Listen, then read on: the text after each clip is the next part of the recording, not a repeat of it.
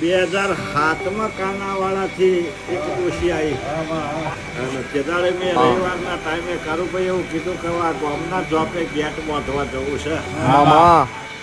તે આજે 2007 થી આ 2025 પાછો આ કાનાવાળાનો આવ્યો.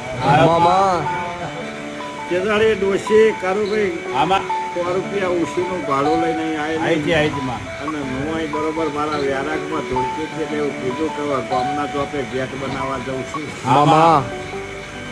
કારુભાઈ તમને એવું કીધું કે ડોશીને 300 રૂપિયા આપી દે અત્યારના તારા ડોશીને ગમે સાધન ભાડે પહોંચી દે.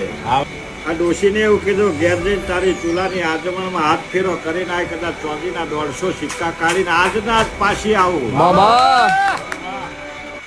તમારું આ ગેટનું ખાતમુહૂર્ત સાચું અને એટલે તે દાડીએ ડોશીને કારુભાઈ એવું કીધું કદાચ 1942 સાલના કદાચ 150 સિક્કા ચોદીના કાઢું એટલે મને